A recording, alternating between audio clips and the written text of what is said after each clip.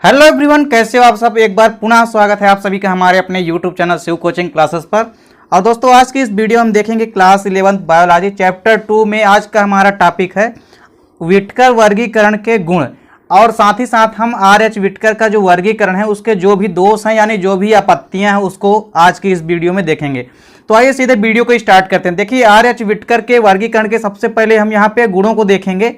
तो देखिए, सबसे पहला गुण क्या था इनके वर्गीकरण का कि जो प्रोकैरियोट्स थे, प्रोकैरियोट्स को एक पृथक जगत का दर्जा देना तर्कसंगत है।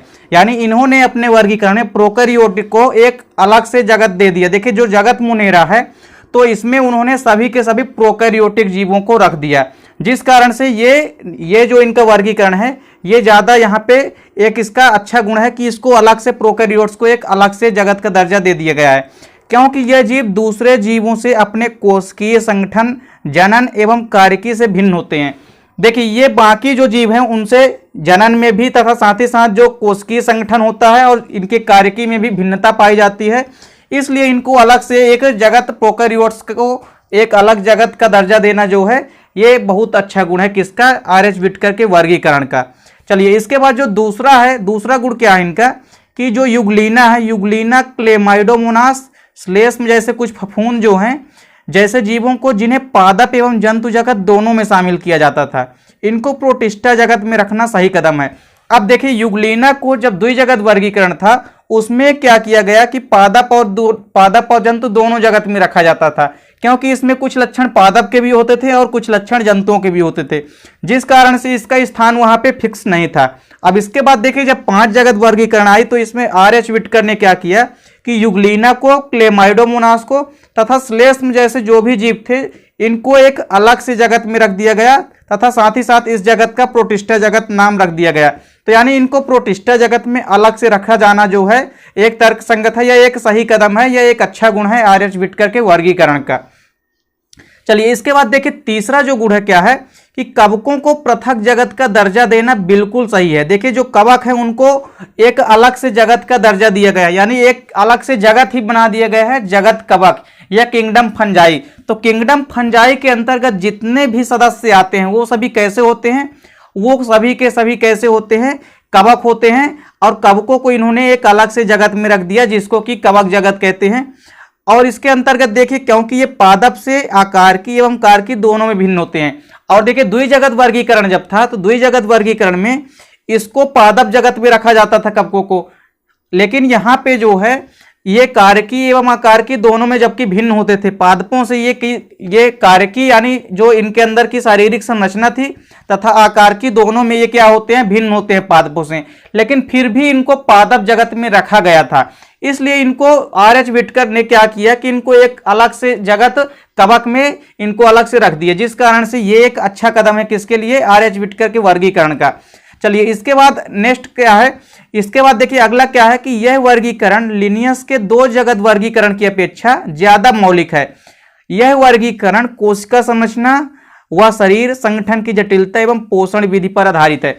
देखिए, यह वर्गीकरण जो है कैरोलस लिनियस की जो द्विजगत वर्गीकरण थी उसकी अपेक्षा थोड़ा ज्यादा बढ़िया है। क्योंकि इसमें जो वर्गीकरण है वो कोशिका की संरचना यानी सेल की स्ट्रक्चर कैसी है, वह उसके शरीर का संगठन कैसा है तथा साथ ही साथ शरीर की जो जटिलता है तथा साथ ही साथ पोषण की विधि पर आधारित है यह वर्गीकरण, जिस कारण से यह वर्गीकरण जो है ज्यादा उन्नत माना गया है या ज्यादा अच्छा माना जाता है। तो देखिए, RH व्हिटकर के यहाँ पे 4 ऐसे गुण हैं जो कि पेपर में अक्सर पूछे जाते हैं, तो RH व्हिटकर के गुण आपको अच्छे से याद रखना है। चलिए, इसके बाद हम देखेंगे RH व्हिटकर के वर्गीकरण के जो भी दोष हैं उनको हम देखेंगे। देखिए, RH व्हिटकर के वर्गीकरण के कुछ दोष भी हैं। देखिए, इसमें पहला दोष क्या है कि इस वर्गीकरण में शैवालों को 3 जगतों में विभाजित कर दिया गया है, यानी शैवालों को एक फिक्स स्थान यहाँ पे नहीं दिया गया है। देखिए, मोनेरा जगत के अंतर्गत नीलहरित शैवाल को रखा गया है। वहीं यदि बात की जाए प्रोटिस्टा जगत की तो प्रोटिस्टा जगत के अंतर्गत एक कोशिकीय शैवालों को रखा गया है, यानी जो यूनिसेलुलर एल्गी होते हैं उनको रखा गया है। तथा प्लांटी जगत के अंदर देखिए बहुकोशिकीय शैवालों को रखा गया है। तो यानी यहाँ पे इन्होंने शैवालों को एक फिक्स या निश्चित स्थान नहीं दे पाया, जिस कारण से यह वर्गीकरण का एक दोष है। अब चलिए, इसके बाद देखते हैं दूसरा दोष क्या है कि देखिए विषाणुओं को वर्गीकरण में कोई स्थान नहीं दिया गया है। तो देखिए इस वर्गीकरण में विषाणुओं को आर.एच. विक्टकर ने कहीं पे भी स्थान नहीं दिया है। तो ये भी एक वर्गीकरण का दोष है, क्योंकि इन्होंने विषाणुओं को कोई वर्गीकरण में स्थान ही नहीं दे पाया।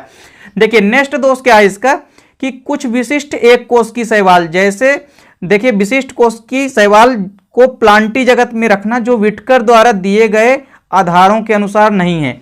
देखिए यहाँ पे इन्होंने क्या किया है कि कुछ एक कोष की शैवालों को इन्होंने प्लांटी जगत में रख दिया गया है, जो कि विटकर द्वारा जो दी गई विशेषताएं हैं उनके अनुरूप बिल्कुल भी नहीं है। तो ये भी एक दोष है किसका, आर.एच. विटकर के वर्गीकरण का।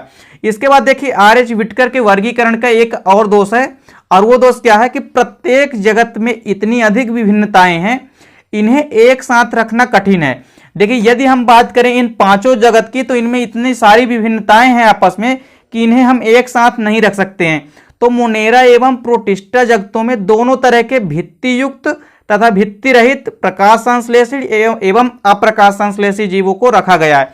देखिए यहाँ पे कोई फिक्स इन्होंने नहीं किया कि जो मोनेरा एवं प्रोटिस्टा दोनों जगत में इन्होंने दोनों तरह के भित्ति युक्त तथा भित्ति रहित जीवों को रख दिया, जबकि होना क्या चाहिए यहाँ पे दोनों को अलग अलग रखना चाहिए। लेकिन भित्ति युक्त तथा भित्ति रहित दोनों जीवों को इन्होंने जगत मोनेरा और जगत प्रोटिस्टा में रख दिया। तथा साथ ही साथ प्रकाश संश्लेषी जो जीवाणु थे, यानी जो प्रकाश संश्लेषण की उपस्थिति में अपना काम करते तथा जो अप्रकाश संश्लेषी थे, उनको भी क्या कर दिया गया है, एक साथ रख दिया गया है। तो ये भी आर.एच. विटकर के वर्गीकरण का एक दोष है। तो देखिए यहाँ पे आर.एच. विटकर के वर्गीकरण के जो भी गुण और दोष हैं, उम्मीद करता हूं कि आपको समझ में आ गए होंगे। देखिए ये क्वेश्चन बार बार पेपर में पूछे जाते हैं और खासकर आपके एनुअल एग्जाम की दृष्टि से काफी इंपॉर्टेंट रहते हैं। आर.एच. विटकर के वर्गीकरण के गुण और दोष, ये क्वेश्चन बार बार पूछे जाते हैं। तो उम्मीद करता हूं दोस्तों वीडियो पसंद आई होगी। दोस्तों वीडियो यदि अच्छी लगे तो लाइक और कमेंट कीजिए, साथ ही साथ दोस्तों के बीच शेयर कीजिए।